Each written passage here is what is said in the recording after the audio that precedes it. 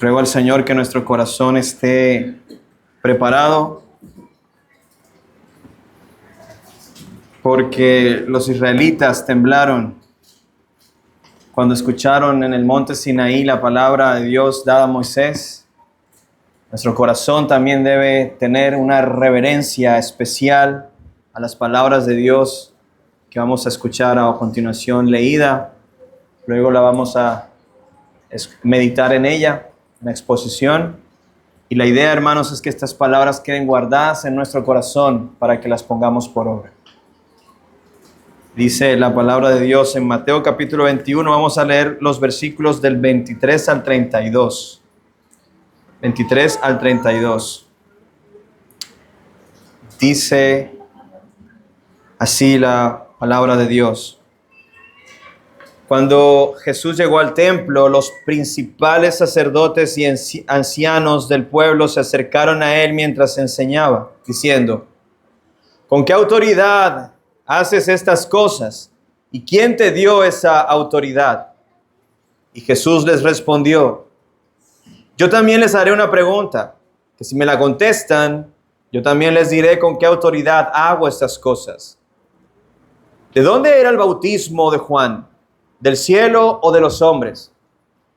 Y ellos discutían entre sí diciendo: si decimos del cielo, él nos dirá: entonces ¿por qué no le creyeron? Y si decimos de los hombres, tememos a la multitud, porque todos tienen a Juan por profeta. Y respondieron a Jesús: no lo sabemos. Él a su vez les dijo: yo tampoco les diré con qué autoridad hago estas cosas. ¿Pero qué les parece? Un hombre tenía 2 hijos y llegándose al primero le dijo: hijo, ve, trabaja hoy en la viña. Y él respondió: no quiero.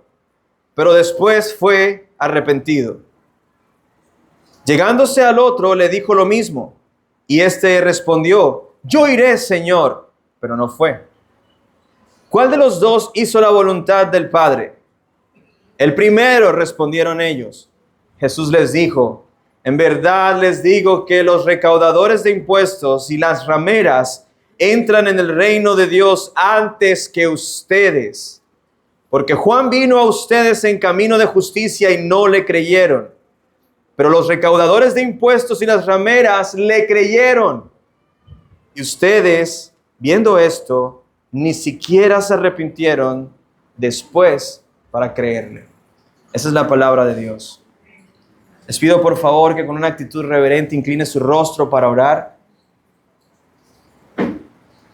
Padre Celestial, gracias por tus palabras, porque tu palabra tiene el poder de transformar el corazón de todo hombre que es expuesto a ella. Yo te ruego, Dios, que ninguna de las personas que están en este salón, Señor, se vaya de este lugar sin haber sido, Señor, transformado por el poder de tu palabra, sin que haya sido sembrada una inquietud en el corazón de cada persona que está aquí acerca de Jesús, acerca de su obra, y que eso, Señor, despierte sus corazones en la devoción debida a tu nombre, Señor. Ayúdame como predicador a no ser obstáculo para tu Espíritu obrando entre nosotros, hablando de mis opiniones y quizás poniéndolas por encima de tu palabra. Señor, guárdame de semejante obra de impiedad. Más bien, permíteme ser fiel a lo que está escrito, Señor. Ayúdame también, Señor, en medio de mis debilidades. Ayuda a mi lengua, Señor, que a veces no funciona como debería, pero Padre, tú fuiste el que creaste la lengua del hombre. Yo sé que tú puedes ayudarme. Asimismo, te pido que ayudes a cada corazón aquí a escuchar atentamente para guardar tus palabras y ponerlas por obra. En el nombre de Cristo Jesús te pedimos estas cosas. Amén y amén. Hermanos, esta es una historia fascinante. Lo que los evangelios nos cuentan acerca de lo que fue esa última semana del Señor Jesucristo en su ministerio terrenal, ¿verdad? Porque era un momento especial y el capítulo 21 nos muestra cómo fue que comenzó toda esa semana Y anteriormente vimos que en el primer día de esa semana Jesús fue al templo luego de entrar, ¿verdad?, triunfalmente, y hizo un acto bastante llamativo y se fue después a Betania y regresó al siguiente día. Pero antes de regresar al templo, camino hacia Jerusalén, iba con sus discípulos y ellos encontraron una higuera. Jesús examinó esa higuera en busca de fruto y al no hallar fruto en esa higuera, la maldijo y ésta se secó inmediatamente. Vimos en el sermón anterior que esta fue una especie de parábola en live action. Live action es como cuando pasan las películas, ¿verdad?, de muñequitos con personajes de la vida real, ¿verdad? Entonces Jesús está haciendo una parábola en live action porque está mostrándole a sus discípulos un punto de referencia visual que ellos debían tener para entender lo que iba a pasar ese mismo día y durante toda esa semana.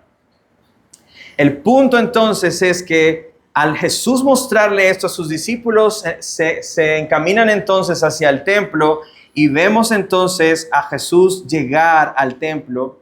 Y en lo que vamos a considerar hoy es, desde la perspectiva de los discípulos, cómo lo que pasó con la higuera comienza a tener sentido en lo que Jesús va a enseñar y a hacer, no solo ese día, sino en los días que iban a venir.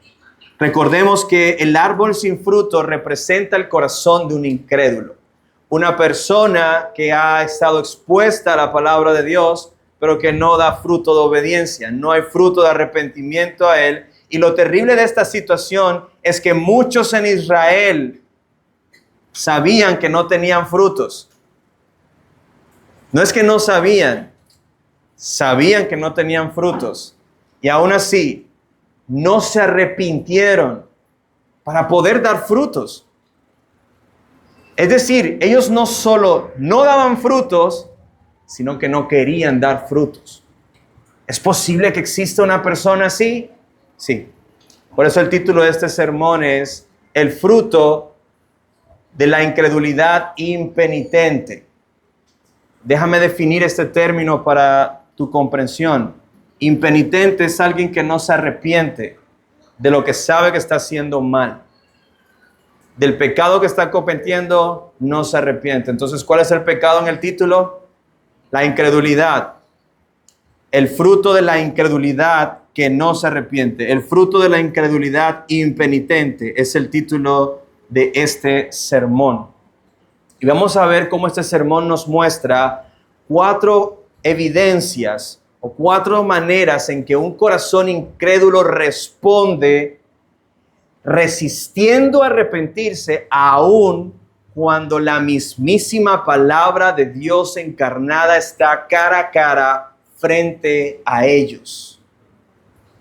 Vamos a mirar entonces, en primer lugar, la incredulidad siempre va a cuestionar a Jesús. La incredulidad siempre va a cuestionar a Jesús. Este es el segundo día del Señor en el templo y lo vemos enseñando. Hermanos, si tú te pones a pensar por un momento, esto debió ser épico. Piénsalo. El templo, Jesús dijo que debía ser, ¿qué? Casa de oración para todas las naciones, ¿verdad? Y ahí es donde las personas debían ir para encontrarse con Dios. Y la buena noticia es que ese segundo día, Dios encarnado estaba allí en el templo enseñando sus palabras. Las palabras de Cristo resonaban entre las paredes del templo, se movían entre las columnas, trayendo fe, esperanza, consuelo, reprensión a los corazones de las personas que estaban en ese momento en el templo escuchando, que no eran las 120 personas que están aquí, eran multitudes que escuchaban a Jesús en el templo. Aquí tenemos al Hijo de Dios anunciando a Israel las palabras de vida eterna. Sin embargo, dice el versículo 23, cuando Jesús llegó al templo, los principales sacerdotes y ancianos del pueblo se acercaron a él mientras predicaban. Jesús estaba predicando y quizás estaba así como estoy yo ahora. De repente entraron los sacerdotes los principales sacerdotes y ancianos y le preguntaron públicamente a Jesús, interrumpiendo la enseñanza, diciendo, ¿con qué autoridad haces estas cosas? ¿Y quién te dio esa autoridad? Ahora, hermanos, esa irrupción tenía que poner en la escena la tensión en el ambiente. Es decir, no fue disculpa Jesús, tengo una pregunta. ¿Con qué autoridad tú haces estas cosas? No, fue un interrumpir. Estamos hablando de los principales sacerdotes y ancianos en el templo. Es decir, estas son las ligas mayores. En una región o en una ciudad, hablando de Jerusalén, que era gobernada supuestamente por una teocracia, es decir, la religión no solo era la religión o la parte espiritual del pueblo, ellos se regían bajo las normas de Dios en todos los sentidos, en su adoración, en su trato con los demás, en su trabajo, en la vida civil. Las leyes de Dios estaban allí para guiarlos a ellos. Eso es lo que se conoce como una teocracia, es decir, la palabra de Dios debía gobernar cada área de la vida social de Israel. De tal manera que estos principales sacerdotes y ancianos eran lo que quizás pudiéramos hoy considerar como el Senado de la República. No eran personas de la élite política socio-religiosa de Jerusalén. Gente que se encargaba de ministrar en el templo, gente que se encargaba de regular cómo debía ser la adoración en el templo. Estos eran los que estaban al frente del templo y de la vida espiritual de Israel.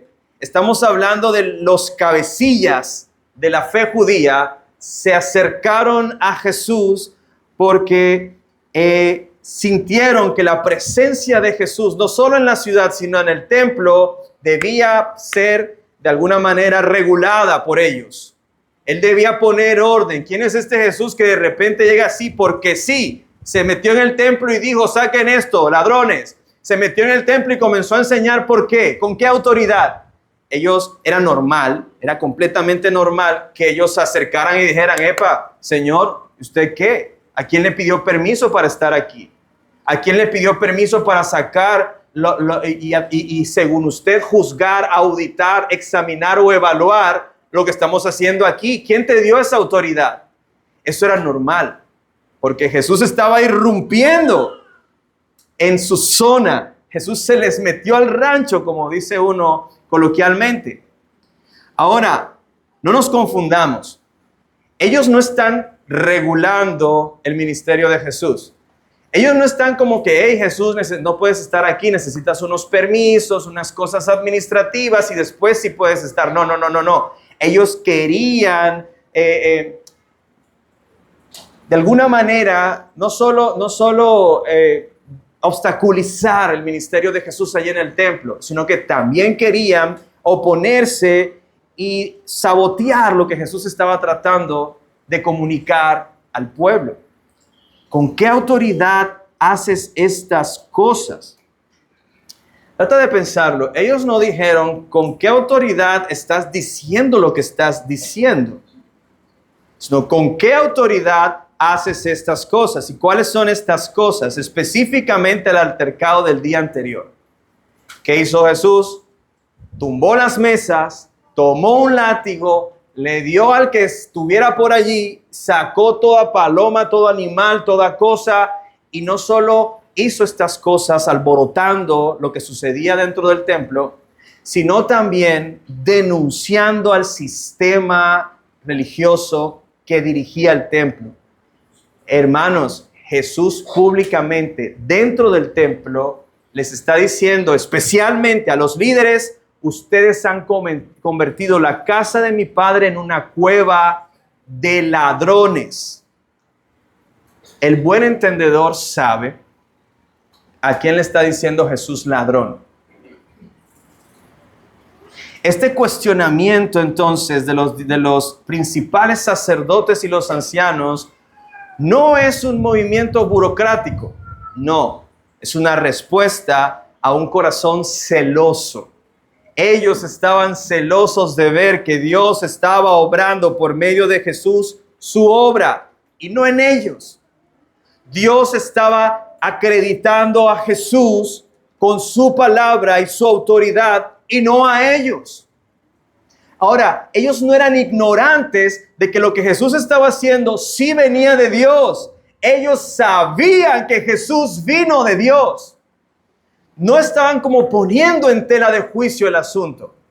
Sí lo ponían en tela de juicio públicamente, pero ellos en su corazón sabían quién es Jesús. Y eso es lo que vamos a ver en el sermón del próximo domingo. Ellos sabían que Jesús era el Hijo. Y buscaban destruirlo sabiendo que Jesús era el Hijo enviado por Dios. Ellos no eran ignorantes. Además, estas palabras de los principales sacerdotes y ancianos también muestran que lo que Jesús estaba haciendo los estaba dejando en ridículo públicamente. Jesús les estaba diciendo al pueblo, esta gente lo está haciendo mal. Ellos no saben hacer la voluntad de Dios.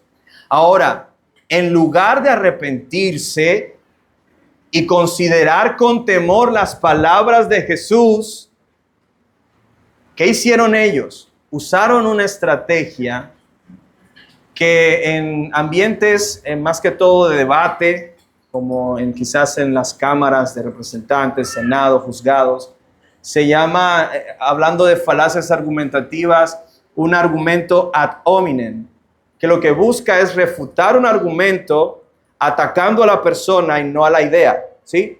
Tú me estás dando un argumento, pero yo digo que tu argumento no es válido por ti, no por el argumento, sino por quien lo dice. Eso es lo que ellos están tratando de hacer. Lo que buscan es atacar a su contrincante, señalándolo a él como alguien que no tiene la autoridad para hacer ni decir esas cosas. Ellos no están diciendo, ay, si es cierto, hemos hecho las cosas mal. No, dicen, no. ¿Y tú qué te crees? ¿Tú quién eres? ¿Quién te crees para venirnos a auditar en temas de adoración? ¿Quién te concedió a ti ese rol evaluador? Cuéntanos. ¿Quién te crees tú que eres para decirme esas cosas? Ahora, hermanos, a veces nosotros miramos estas historias y hacemos, no, estos principales sacerdotes, sí, terrible esta gente. Uy, no, estos ancianos, qué sabiduría, que nada, hombre, no saben nada. Pero mira la respuesta que ellos están diciendo. Ante una confrontación con su pecado, ¿cómo respondieron ellos? ¿Y tú quién eres para decirme eso? ¿Te suena familiar? A veces Dios utiliza personitas a nuestro alrededor. Digo personitas porque a veces hasta nuestros hijos son instrumento de Dios para esto. Y nos confrontan con nuestro pecado. Y nosotros, para no arrepentirnos, decimos, ¿tú qué vas a venirme a hablar si tú vives igual? ¿Y quién te dio a ti autoridad para venir a decirme a mí cómo criar a mis hijos?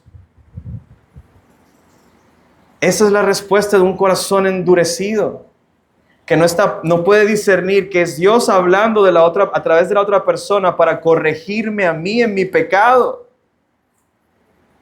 Un incrédulo, cuando se siente expuesto a la luz, la rechaza. La rechaza. Yo creo que vayas conmigo a Juan, capítulo 3. Usted conoce ese versículo, ¿no? Juan 3:16, que de tal manera amó Dios al mundo. No es el 16, es el 19 al 21. Porque a veces solo pensamos en el 16, 3:16. Pero vamos a leer hoy Juan 3:19 al 21. ¿Están ahí? Y este es el juicio, dice Jesús. Estas son las palabras de Jesús a Nicodemo. Que la luz vino al mundo y los hombres amaron más las tinieblas que la luz, pues sus acciones eran malas. Porque todo el que hace lo malo odia la luz y no viene a la luz para que sus acciones no sean expuestas. Pero el que practica la verdad viene a la luz para que sus acciones sean manifestadas que han sido hechas en Dios. Amados, Nicodemo comienza esa conversación con Jesús diciéndole: Maestro, sabemos que vienes de Dios. Los fariseos sabían que Jesús venía de Dios, pero ¿por qué no aceptaron sus palabras? Porque la luz los expone su pecado. Y como no quieren arrepentirse de su pecado, ¿qué es lo mejor que hacen? Rechazan la luz. Porque cuando el texto aquí dice odian la luz, no es una indiferencia. No voy a mirar la luz porque soy indiferente. No, odio, aborrezco donde hay luz, me voy fastidiado. Esa es la actitud del incrédulo. Porque sus obras son malas y no quiere ser avergonzado. Él está feliz con su pecado, ama su pecado, se deleita en su pecado. Y cuando alguien le dice, hey, eso es pecado y te va a costar sufrir la ira de Dios eternamente, aborrece, es que tú eres muy cruel. Si tú eres cristiano, Dios es un Dios de amor. Dios no le diría eso a una persona. Al contrario, el que ama a una persona le va a decir las cosas en las que está mal delante de Dios. Porque no quiero que la ira de Dios te destruya. Es por eso que antes de juzgar a los principales ancianos y sacerdotes del templo, revises cómo es tu respuesta cuando a ti te señalan algo que no está bien en tu vida. Porque aunque no tenemos ese grado de impenitencia y de incredulidad, oye, podemos estar luchando con cosas similares. Y yo no quiero parecerme a un incrédulo impenitente. Es por eso que Jesús, al discernir, escucha esto, la dureza de los corazones de estas personas, les responde a su pregunta de una manera que expone lo que vamos a llamar en un segundo encabezado el segundo fruto de la incredulidad, que es que la incredulidad es obstinada aún delante de Dios. La incredulidad es obstinada aún delante de Dios. El versículo 24 dice, y Jesús les respondió, yo también les haré una pregunta, y si me la contestan, yo también les diré con qué autoridad hago estas cosas. Esta es la pregunta. ¿De dónde era el bautismo de Juan? ¿Del cielo o de los hombres? Amados, esta respuesta es astuta. Jesús manifiesta una sabiduría increíble. ¿Por qué? Porque Él les está contestando de manera implícita su pregunta, porque si tú ves lo que Jesús dice, preguntan con qué autoridad, Juan con qué autoridad lo hizo. ¿Qué está tratando Jesús de hacerles inferir a ellos? Bueno, con la autoridad con la que Juan vino. Ustedes la reconocen, del cielo de los hombres. ¿Qué dicen? Es decir, Jesús no está evadiendo la pregunta. Jesús los está exponiendo públicamente. Por eso, fíjate la forma en que la Escritura nos dice que ellos entonces meditaron en cómo responder a la prueba que Jesús les hizo. Es decir, ellos llegaron a poner a prueba y resulta que ellos terminaron siendo puestos a prueba públicamente. Bueno, ¿ustedes qué dicen? ¿Juan bautizaba con autoridad del cielo o de los hombres?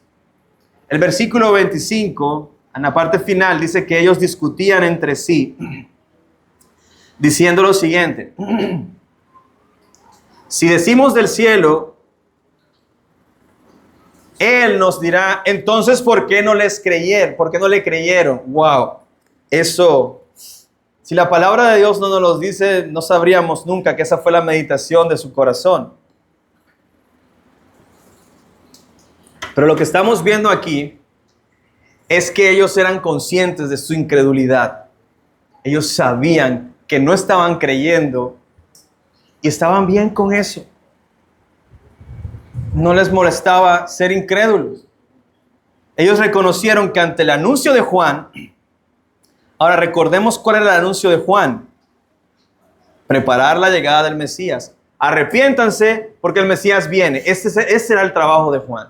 Decirle al pueblo, arrepiéntanse y preparen el corazón porque el Mesías viene. Arrepiéntanse porque el rey viene. Ese era su trabajo. Eso fue lo que él hizo. Ahora, al llamarlos a arrepentimiento, él estaba cumpliendo la profecía de Isaías y de Malaquías que decía que primero vendría un profeta que anunciaría la llegada del rey y luego vendría el rey.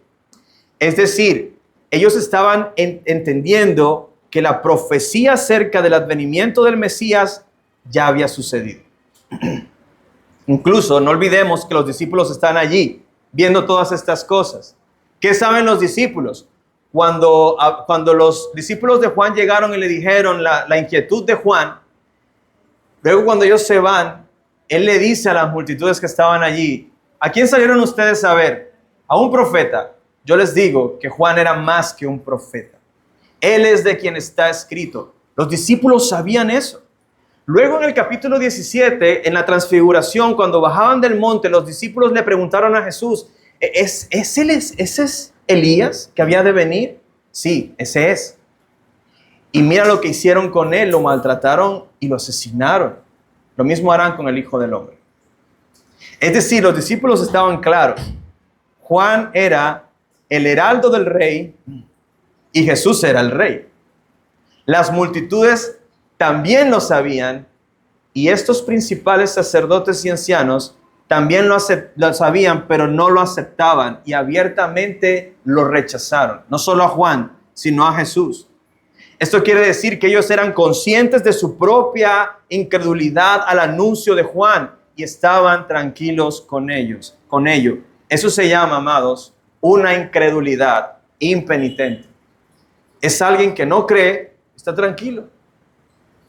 Pero viene ira, no me importa. Hay condenación, no importa. Yo estoy tranquilo con mi incredulidad, déjame quieto. Ahora, en el versículo 26 sigue la conversación entre ellos aquí en secreto, ¿no? Dice, y si decimos que es de los hombres, tememos a la multitud, porque todos tienen a Juan por profeta. Fíjate cómo ellos se desligan de eso. Nosotros no creemos que Juan era un profeta, pero resulta que el pueblo sí cree que Juan es un profeta y le tenemos miedo al pueblo. Ellos también reconocen que el pueblo estaba entendiendo el anuncio de Juan, lo estaban creyendo y no solo entendían que Juan tenía autoridad de parte de Dios para ser profeta, sino que también el anuncio de la llegada del Mesías estaba cumpliéndose en Jesús. Y es interesante que al considerar lo que la multitud creía, estas personas tuvieron miedo de enfrentar a la multitud, de enfrentar a las masas. Prefirieron, y yo quiero que tú lo pienses, esta gente era orgullosa, se jactaban de su conocimiento de las Escrituras. Ellos eran los eruditos, ellos eran los que tenían las respuestas espirituales para cualquier inquietud del pueblo. Y decir públicamente, no lo sé, ya era quedar en ridículo. Ellos prefirieron decir, somos ignorantes, antes que tener que reconocer que Juan era un profeta enviado por Dios y que Jesús es el Mesías enviado por Dios. Prefirieron decir a Jesús, versículo 27, no sabemos. Por eso Jesús a su vez les dijo, bueno, yo tampoco les diré con qué autoridad hago estas cosas. No lo afirmó categóricamente, pero no hace falta ser muy inteligente para haber estado en esa conversación y decir, yo sé con qué autoridad Jesús está diciendo que hace estas cosas. Si habla de Juan, es porque Él es quien Juan anunció. Amados, los líderes espirituales, al decir no sabemos, están reflejando algo que todo corazón incrédulo, todo corazón duro, que no obedece a Dios, hace. Dice, no lo sé. Hay una corriente,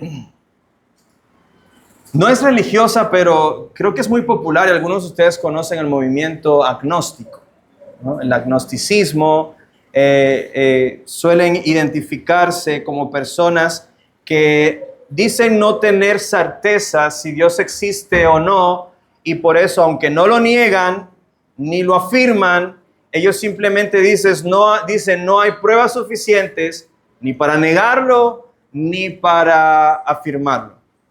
Por lo tanto, no sabemos. Esos son los agnósticos. No lo sé.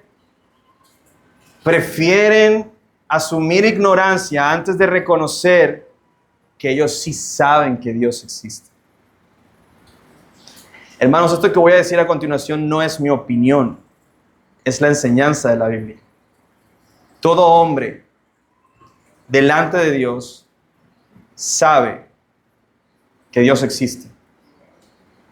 Romanos 1, en el versículo 18 en adelante, dice que la ira de Dios viene contra aquellos hombres que retienen la verdad con impiedad, viendo a las características que se pueden ver de Dios a través de la creación, su eterno poder y deidad. Ellos prefieren no darle gracias ni honrarle como a Dios, haciéndose sus propios dioses a su comodidad.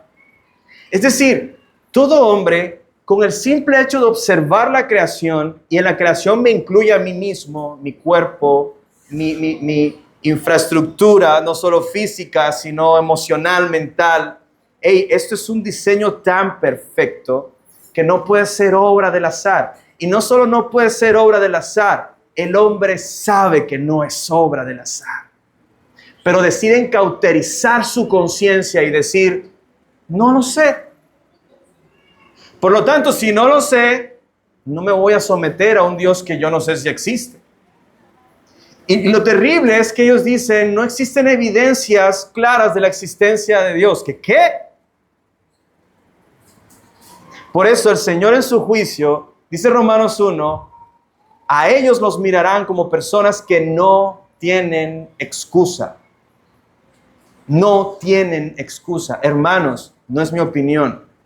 Todo hombre, por naturaleza, en su conciencia, así diga que es ateo, sabe que Dios existe. Lo que no quiere es asumir la responsabilidad del Dios que existe. Y eso es lo que ellos querían. Voy a apelar ignorancia porque no me quiero someter al Dios que está delante de mí. Es que tenían a Dios delante de ellos.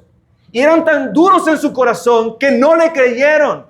No le creyeron a Dios mismo hablándoles de manera audible delante de ellos en el templo. No le creyeron. Hay personas que dicen, yo creo en Dios, sí veo, sí escucho. Ellos tenían y veían a Jesús allí mismo y no creyeron. De tal manera que nadie tiene excusa. El corazón incrédulo es obstinado aún delante de la presencia de Dios mismo. Cuando la Biblia habla de allí será, hablando del infierno, dice, allí será el lloro y el crujir de dientes.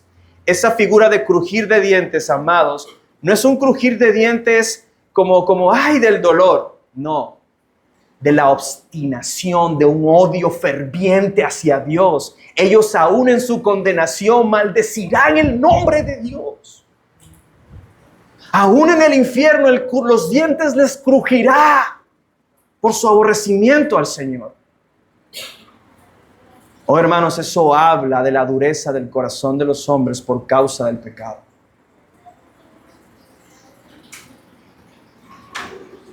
Pero, aunque quizás en ese momento ellos, yo creo que ellos estaban así como, bueno, nos vamos, ya recibimos la respuesta, porque estaban siendo expuestos, recuerda, ellos están siendo expuestos.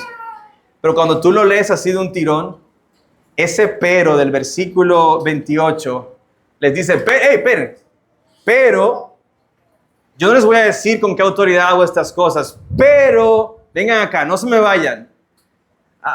Sí, Señor, ¿qué? O sí, maestro, ¿qué?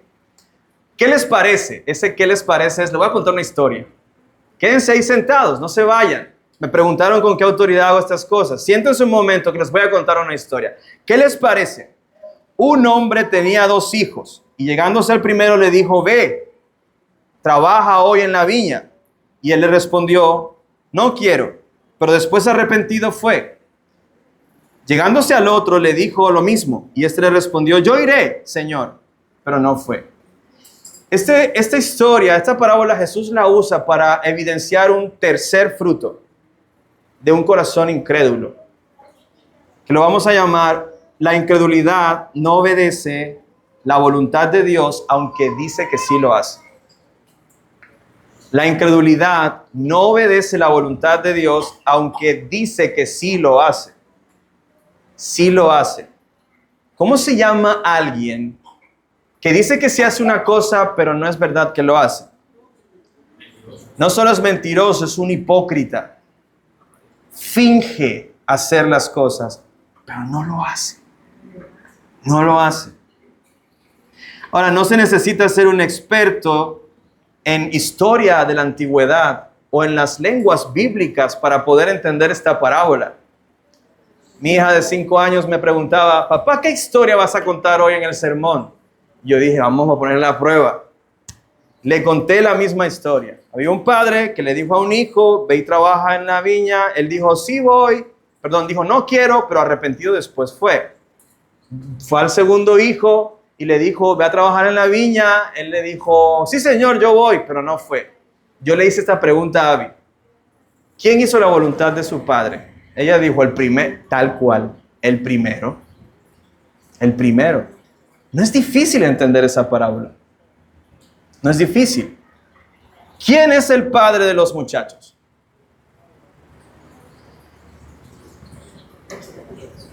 Mi hija lo dijo enseguida. ¿Quién es el padre de los muchachos? Dios. Eso está claro.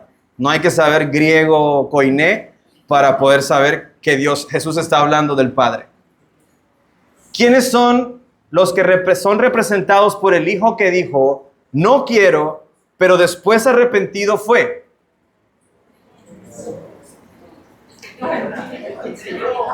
Los que creyeron en el anuncio de Juan y recibieron a Jesús como el Mesías. Eso lo va a explicar después. No es difícil. Específicamente, según la explicación de Jesús, las rameras y los recaudadores de impuestos. Esos son los hijos que dijeron, no quiero, pero luego se arrepintieron y fueron. Ahora, ¿quiénes son los que son representados por el hijo que dijo, yo iré, Señor, pero no fue? Los sacerdotes y ancianos. No es difícil. Eso está claro. Los líderes religiosos del pueblo que también serían abordados por Jesús. Eso incluye fariseos, saduceos y todos los miembros del Sanedrín, que era como esa corte suprema religiosa en Israel. El mensaje, hermanos, es claro. Lo que Jesús está diciendo de esta gente públicamente es claro. Quienes no están haciendo la voluntad de Dios, aunque dicen que sí lo están haciendo, ustedes. Porque están rechazando con incredulidad la autoridad de Juan. Y no solo la de Juan, sino de aquel a quien él anunció en su predicación y que hoy está delante de ustedes. Y lo peor de todo es que se atreven a decir que ustedes sí cumplen la voluntad de Dios, ustedes sí hacen la voluntad de Dios, pero cuando Dios se manifiesta delante de ustedes, no lo quieren hacer. No lo quieren hacer. Por eso la pregunta más bien luego de la parábola de Jesús fue, ¿quién hizo la voluntad del Padre? Ellos respondieron, el primero. Eso está claro. Esto demuestra que una persona sí puede saber que no está haciendo la voluntad de Dios y aún así insistir en decir públicamente que sí lo hace.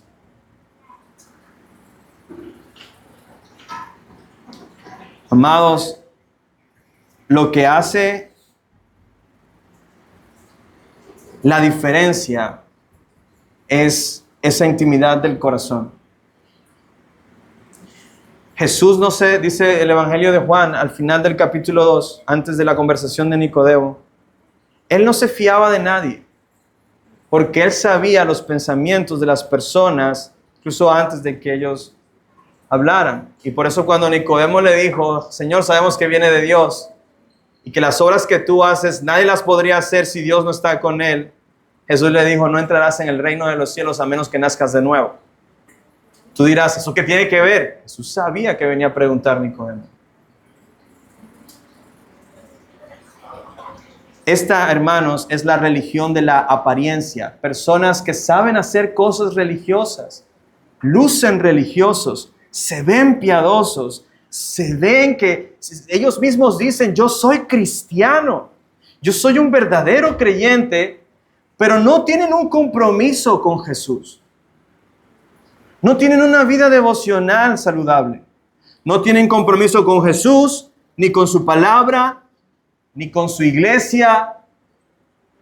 Porque hay personas que dicen, yo puedo tener un compromiso con Jesús y no necesito estar metido en la iglesia. Si tú dices eso, tú no conoces a Jesús. Y no sabes la relación que Jesús tiene con su iglesia. La unión mística del Señor con su pueblo. No lo entiendes. Y si no lo entiendes es porque tú no has nacido de nuevo. No lo entiendes. Nadie puede decir que ama a Dios y vive fuera de lo que Él ama.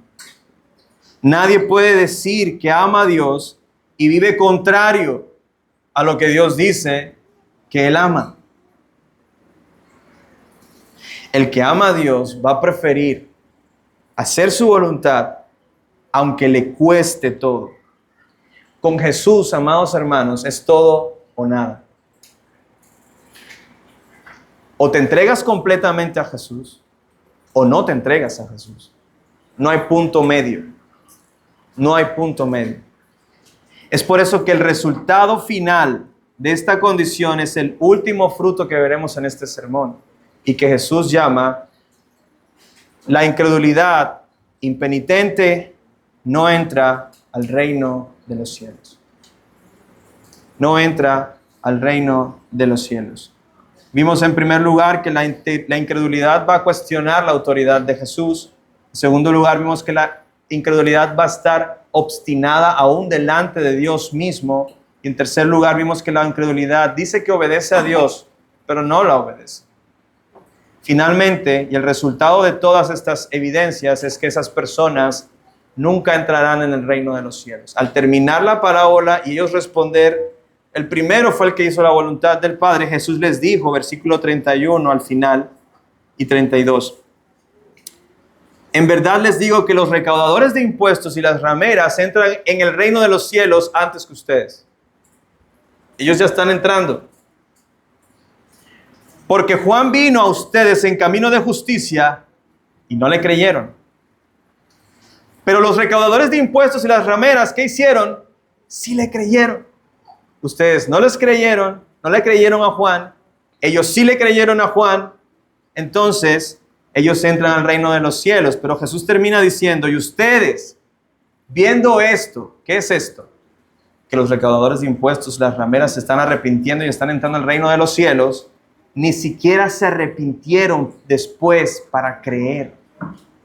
Insisten en su incredulidad. Insisten y son obstinados. Amados, a mí me gusta pensar en que el que está escribiendo estas palabras es un ex recaudador de impuestos. Imagínatelo a él escribiendo estas palabras. Imagínate a Mateo diciendo, porque las rameras y los recaudadores de impuestos, gracias Señor, están entrando en el reino de los cielos antes que ustedes.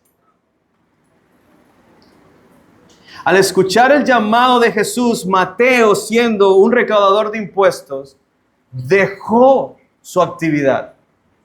Eso se llama arrepentimiento. Arrepentimiento no es solo llorar por mi pecado, es alejarme de mi pecado y correr a Jesús y seguir a Jesús. Eso es arrepentimiento. Eso fue lo que Mateo hizo. Él, arrepentido de su pecado, creyó que al seguir a Jesús como el Mesías, Él lo iba a hacer entrar al reino de los cielos. Y así fue. Así fue. Por eso cuando Mateo escribe estas cosas recordando, oh Señor, tú ese día dijiste que los recaudadores de impuestos están entrando al reino de los cielos.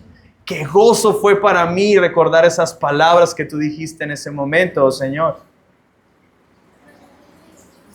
Amados, aun cuando muchas personas a nuestro alrededor deciden en su soberbia obstinada no creer en Jesús, no creer en las palabras de vida que Él anuncia, Mateo podía decir con propiedad que él había creído y que él había sido perdonado por Dios. Pero no solo podía decir que él había sido perdonado por Dios, sino que Mateo podía decir con propiedad, yo fui transformado por Dios. Ahora yo soy una nueva criatura y ahora yo no me avergüenzo porque estoy en Cristo. Porque en Él había recibido el poder para hacer la voluntad de Dios como no es posible de otra manera. Mateo, siendo un ex recaudador de impuestos, ahora en Cristo puede decir, yo sí hago la voluntad del Padre. ¿Por qué? Porque me cambiaron el corazón. Porque el Espíritu Santo me transformó el corazón cuando creí y ahora yo puedo hacer la voluntad del Padre. Y tengo obras que lo muestran. Hay una evidencia de esa transformación que son esas obras que el Señor preparó de antemano para que anduviéramos en ellas todos aquellos que por gracia somos salvos. Ahora, no hay otra forma de hacer la voluntad de Dios. Por eso, pecadores impenitentes que están en este lugar, no estoy diciendo que todos son pecadores impenitentes, pero puede que haya alguien aquí que me está escuchando y que sabe en su corazón que tú no crees y que te has sentido tranquilo con no creer. No le he entregado mi vida a Jesús, pero puedo estar tranquilo en venir todos los domingos a la iglesia. No le he entregado mi vida a Jesús, pero puedo vivir con eso. No lo hagas. Para entrar en el reino de los cielos es necesario creer en Jesús. Creer en Jesús. Arrepentirte de tu pecado. Abandonar tu pecado y correr a Jesús. En Él vas a encontrar perdón. En Él vas a encontrar brazos abiertos que te reciben así de dañado como estás para transformarte con su amor. Para transformarte con su perdón, para darte un corazón que sí puede creer. Escúchame, deja de rechazar la luz. Deja de rechazar aquello que te puede sanar el corazón, que te quiere sanar el corazón. Mira, si tú estás aquí esta mañana, no es casualidad. Él te trajo para que tú entiendas que tú necesitas creer en Él. Porque Él quiere sanarte de tu incredulidad. Él quiere sanarte de tu impenitencia. Deja de tratar de fingir que tú puedes hacer la voluntad de Dios porque no puedes en tus fuerzas. Precisamente por eso fue que Jesús vino. Porque ni tú ni yo podemos hacer la voluntad de Dios. Él vino a rescatarnos. Él vino a salvarnos. Él vino para hacer posible que tú y yo seamos perdonados al creer. Él hizo para hacer posible que nuestras almas puedan ser transformadas hacia una vida que agrada a Dios. Que agrada a Dios. Él es quien puede hacer eso en ti, no tú en ti mismo. Así que no confíes en tus fuerzas, confía en el Señor. Pon tu esperanza en Jesús. Arrepiéntete de tus pecados y pon tu esperanza en Jesús. Hoy hay perdón si decides creer. Amados, esta historia, para concluir, nos enseña que Jesús tiene toda la autoridad como Dios para hacer soberanamente todo lo que el Padre lo mandó a hacer. Rescatarnos a nosotros de nuestros pecados. Por tanto, así como Juan señaló al Mesías para que otros lo siguieran, nosotros hoy a través de este texto estamos recordando que debemos seguir también a ese Mesías que vino a salvar a todo aquel que cree en su nombre con arrepentimiento. De modo que rechazarlo, rechazar su autoridad, rechazar su evangelio, es alejarse del reino de los cielos. No lo hagas. Acércate. Hay lugar para uno más. Su misericordia y su gracia son suficientes para nosotros. Oremos.